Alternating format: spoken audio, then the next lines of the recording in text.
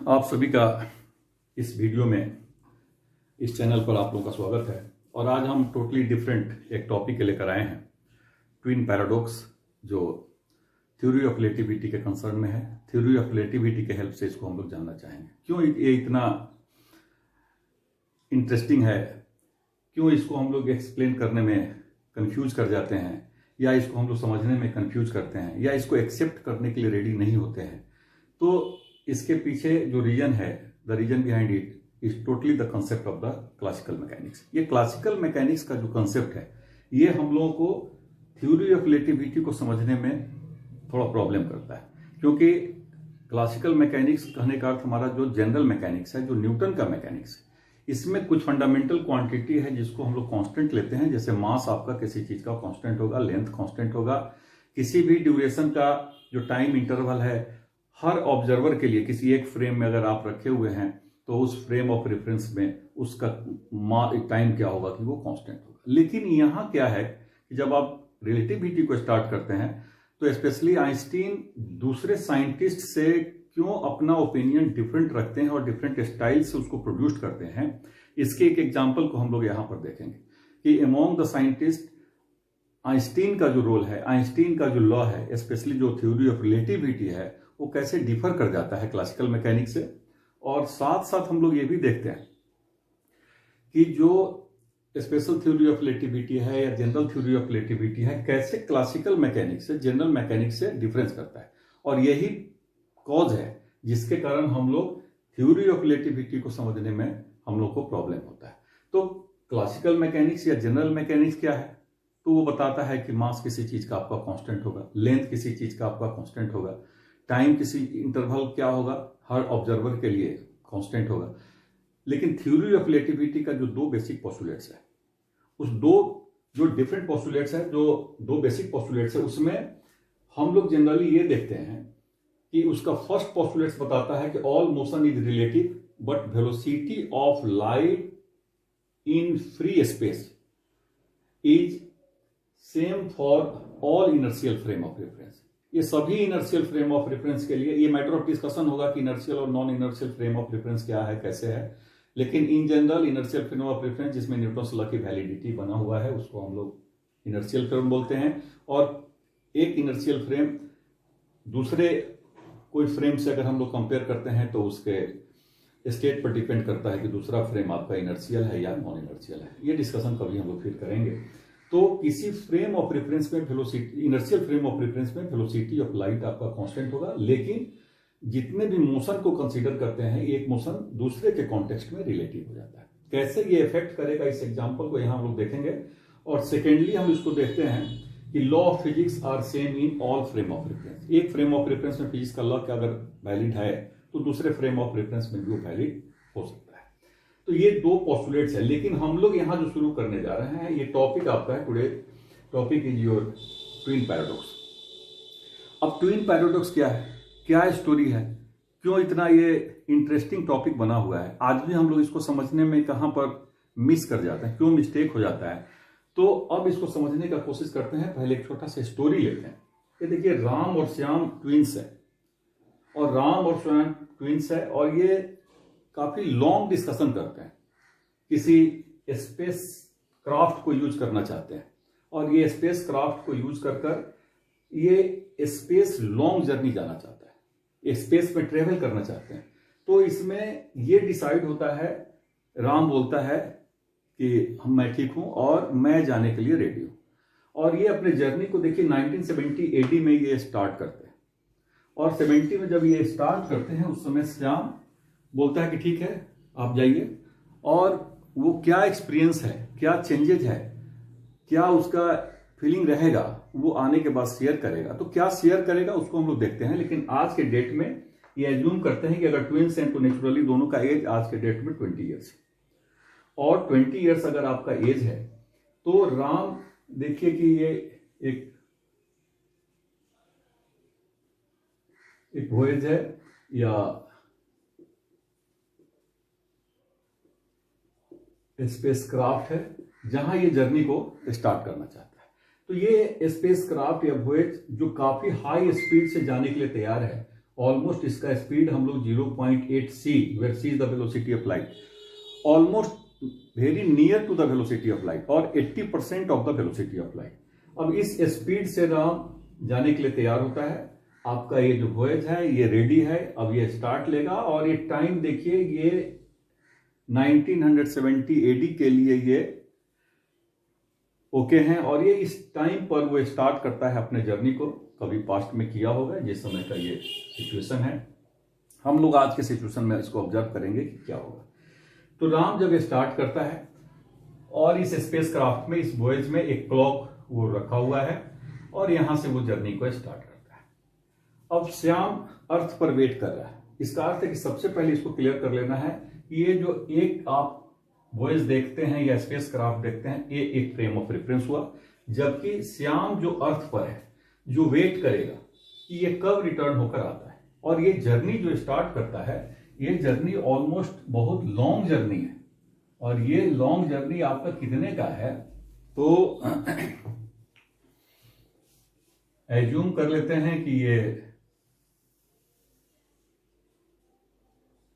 Distance 20 light year है। और simplicity के लिए 1 light year equal to 9.5 into 10 to the power 15 metre, इसको मैंने यहां पर मेंशन किया हुआ है।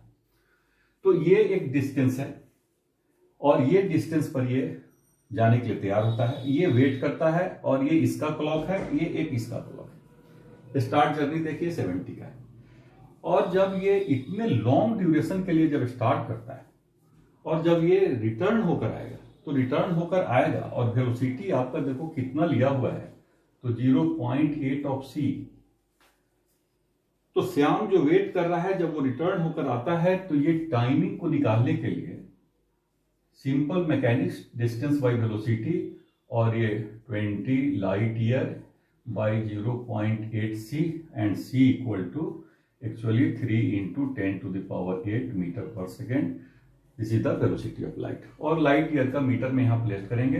ये जो कैलकुलेशन हम लोग का होगा actually 25 year. So this is the time taken to go to travel a distance of 20 light year from the one side. So the total time taken t is equal to 1 complete round trip measured by the Shyam at the surface of Earth or at the frame of Earth frame of the reference. And this is the total time taken to t1 equal to 25 into 2, and this one is the 50 years.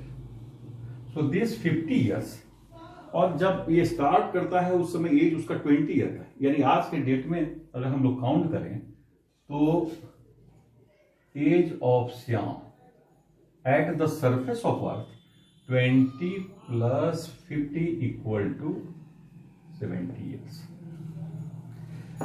तो ये अपने अर्थ frame of reference से जब वो return होकर आता है, और ये रिटर्न होकर जब आता है, तो इसको देखिए कि ये 25 ईयर का टाइम लेने का मतलब हुआ कि 25 जाने का और 25 आने का 50 ईयर्स का टाइम लेता है।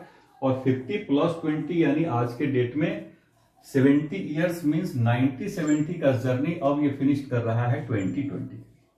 ये दसवीं का अवसर है, इससे बड़ा और खुशी क्या हो सकता है। लेकिन इसका क्या डिसअपॉइंटमेंट होगा, श्याम क्या फील करेगा और राम अपने एक्सपीरियंस को क्या शेयर करता है, ये इंटरेस्टिंग है, ये देखने का चीज। तो इसको हम लोग देखते हैं कि ये वन साइड इसका जो परसेप्शन है, जो श्याम का परसेप्शन है, जो अर्थ फ्रेम ऑफ रेफरेंस से इसको मेजर करता है, और वो अपने आप को आज के डेट में 70 ईयर्स ओल्ड पाता है। अब राम जब ये स्पेस क्राफ्ट से इतने जर्नी को ट्रेवल करने के बाद जब आता है, तो बोलता है कि नहीं, हमारा एज उतना नहीं है, मैंने जो जर्नी किया है वो 20 लाइट ईयर के इक्वल नहीं है, क्योंकि मेरे पास भी क्लॉक है, मैंने भी मेजरमेंट किया है। और वो बोलता है कि in this duration age of Ram, वो बता रहा है कि हमारा एज आज के डेट में ये ओनली 50 ईयर्स है। अब ये जो थिंकिंग है, ये 50 ईयर्स है आज के डेट में, इसका अर्थ है कि जिसे आप 50 ईयर्स बता रहे हैं आने और जाने का टाइम, इसका मीनिंग है कि ये वन साइड में 15 और रिटर्न होने में 15, यानी ये टोटल 30 ईयर्स का जर्नी किया है, और इसलिए ये 50 ईयर्स हो रहा है। तो ये जो कंफ्यूजन है, और इसी कंफ्यूजन को जब हम नहीं समझ पाते हैं तो इस टॉपिक को हम लोग पैराडॉक्स बोलते हैं। ये सापेक्षवाद का सिद्धांत है, ये जुड़वा पैराडॉक्स है, जुड़वा विरोधाभास है। और इस कंफ्यूजन को नहीं समझ पाने के कारण और नहीं समझने का रीजन ये जनरल फिजिक्स है, क्योंकि जनरल फिजिक्स में ऐसा कोई आपके पास स्पेस नहीं है, कोई ऐसा चीज नहीं है जहां पर आप ये बोल सकते हैं कि कोई आदमी जाएगा और आएगा तो उसका एज चेंज हो जाएगा। नो मैटर कि मान लो कि कोई आदमी प्लेन से सफर करता है और रिटर्न होकर आता है, आपका भाई है, आपसे 5 इयर्स का डिफरेंस है एज में, तो जो 5 इयर्स का डिफरेंस है वो ऑलवेज कांस्टेंट होगा, नो मैटर कि वो क्या चीज से ट्रेवल कर गया है और आया है। अगर वो 5 इयर्स के बाद भी अगर लौटेगा तो आपके एज में 5 इयर्स और उसके एज के 5 इयर्स ऐड होगा। लेकिन यहां पर ये 50 इयर्स ये ऐड राम के लिए नहीं हुआ, राम के लिए एडिशन कितना है, 30 इयर्स है। और यही जो स्टोरी है इसके पीछे वो समझने का है कि ऐसा हुआ क्यों है, या theory of relativity. So actually this is not the paradox, it is the fact and it can be calculated on the basis of the theory of relativity। तो ये थ्योरी ऑफ रिलेटिविटी में 2 कंसर्न हम लोग use करने जा रहे हैं। अगर ये बोलता है कि 30 इयर्स का जर्नी पूरा किया हुआ है तो नेचुरली ये जो डिस्टेंस आप ले रहे हैं 20 light years, it is not actual distance for the Ram जो इस स्पेस क्राफ्ट में वो अपने जर्नी को स्टार्ट करता है।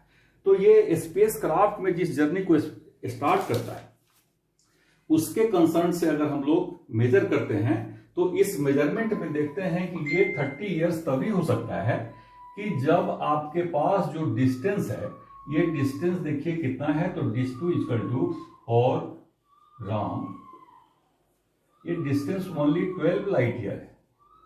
और ये 12 लाइट ईयर कैसे होगा, तो इसके लिए एक फॉर्मूला हम लोग जिसको हम लोग लेंथ कॉन्ट्रैक्शन बोलते हैं। इसका मीनिंग ये हुआ कि जो अर्थ फ्रेम ऑफ रेफरेंस से जिस चीज का आप मेजरमेंट करते हैं, जिस हाइट का मेजरमेंट, जिस डिस्टेंस का मेजरमेंट, जिस लेंथ का मेजरमेंट करते हैं, एक्चुअली जब आप स्पेस क्राफ्ट या वॉयस के रिस्पेक्ट में जब करते हैं तो वो डिस्टेंस आपका, हाइट आपका, लेंथ आपका सेम नहीं होगा।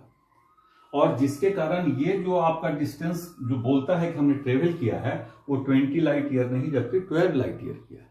और 12 लाइट ईयर किया है, इसका अर्थ है कि जितना भी मेजरमेंट लेंथ का करते हैं, टाइम का करते हैं, ये आपका सभी फ्रेम में डिफरेंट हो जाता है। और यही मेन डिफरेंस है जिसके कारण ये आपका प्रॉब्लम राइज हो जाता है। तो समझने की बात है कि यहां पर जो लेंथ का जो चेंज है जिसको हम लोग लेंथ कॉन्ट्रैक्शन या लेंथ शॉर्टेंड बोलते हैं, ये लेंथ शॉर्टेंड या हाइट शॉर्टेंड या डिस्टेंस शॉर्टेंड का मीनिंग हुआ कि कितना से शॉर्ट कर जाता है। फॉर्मूला देखिए यहां पर L equal to L not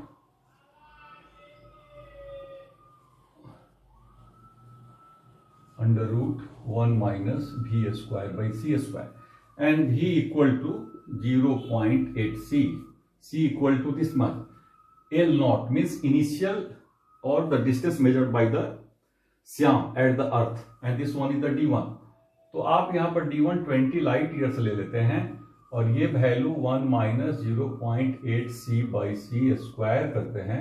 ये प्रोडक्ट आपका जो होगा, आप इसको ऐसे समझ सकते हैं, ये 20 लाइट ईयर इंटू ये जो फैक्टर है ये 0.6 और ये आपका 12 लाइट ईयर आता है। यानी इतने फैक्टर से चेंज होता है। तो जो डिस्टेंस 20 लाइट ईयर लिया हुआ है, अगर आप इस वेलोसिटी जाते हैं तो आपका 12, तो नॉट नेसेसरली कि ऑलवेज 12, ये डिपेंड करेगा कि किस वेलोसिटी से आप स्टार्ट करते हैं। और इस स्पीड में या इस वेलोसिटी में जो भी चेंज होगा उसके अकॉर्डिंग इसका जो डिस्टेंस, इसका जो हाइट, ये जो जर्नी ट्रेवल करेगा that is not equal to the journey as similar as that travelled by the spacecraft on the basis of the person which is placed at the surface of earth और the earth frame of reference.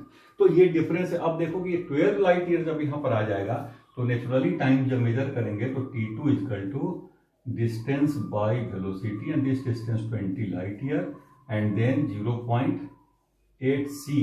और इसको जब solve करते हैं आप तो ये value देखो हम लोग कितना आएगा, और यही आएगा आपका 15 ईयर। सॉरी, अब ये जो 15 ईयर्स है ये वन साइडेड टाइम है, तो ये T डैश जब निकालते हैं तो ट्वाइस ऑफ T2 और 15 into 2 that is the 30 years. तो ये 30 ईयर्स जो बता रहा है, ये बोल रहा है क्या कि नहीं, ये जो आपका एज है 70 ईयर और ये डिसअपॉइंटमेंट है श्याम के लिए कि इस दुर्गा पूजा के समय में, दशहरी के समय में घर लौट कर आए हैं, ये यंगर है। हमारा छोटा भाई जो है अब ये छोटा भाई हो गया, जबकि किसी समय में ये क्या है, दोनों इक्वल हैं, ट्विंस हैं। लेकिन ये कि लॉन्ग जर्नी करने के बाद देखिए ये जो एज डिफरेंस है ये बता रहा है कि राम आपका यंगर है और ये ओल्डर हो गया। ये है आपका ट्विन पैराडॉक्स।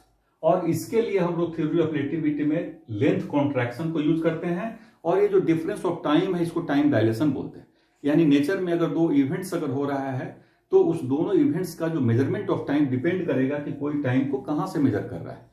तो डिफरेंट फ्रेम में ये डिफरेंट टाइम होगा, उसके लिए भी एक फॉर्मूला हम लोग यूज करेंगे। तो सबसे पहले आप यहां पर पेस्ट करने जा रहे हैं हम लोग कि ये 30 ईयर्स होने का रीजन क्या है, और ये 30 ईयर्स जब इसमें इनिशियल एज में ऐड करेंगे तो राम का एज आज के डेट में अगर ये जर्नी कंप्लीट कर ये 2020 के अवसर पर आता है, इस ईयर में आता है, तो ये मिलने का जो खुशी है वो तो साथ में है, लेकिन जो डिसअपॉइंटमेंट है एज का वो एक का 50 ईयर्स 70 ईयर्स, यानी जो अर्थ पर बैठा वेट कर रहा है वो ओल्डर होता है। जबकि इसका अर्थ है कि लेंथ भी आपका जब हाई वेलोसिटी से जाएगा तो लेंथ कॉन्ट्रैक्ट कर देगा, शॉर्टेंड होगा, इसको हम लोग लेंथ कॉन्ट्रैक्शन। और टाइम का जो चेंज है उसको हम लोग टाइम डायलेशन बोलते हैं। अगर इसको कोई डायरेक्ट एक ही इक्वेशन से सॉल्व करना चाहेगा तो आपके पास एक अवसर और भी है, जैसे इसको देखिए, एक फॉर्मूला है T equal to T naught 1 minus V square by C square. और ये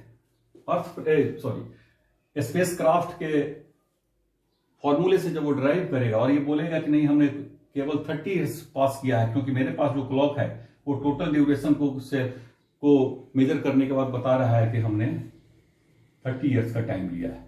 और ये 30 ईयर्स अगर लिए हैं और इसका वेलोसिटी अगर आपके पास जैसे देख रहे हैं कि 0.8 C बाई C स्क्वायर है, तो ये जो मेजरमेंट आपका होगा ये 30 बाई 0.6 और ये आपका 50 ईयर्स। ये टाइम डायलेशन, यानी कोई 30 ईयर्स का अगर है तो वो 50 ईयर्स हो जाएगा। और आप इसमें कैलकुलेट कर सकते हैं और आपके पास टूल्स है।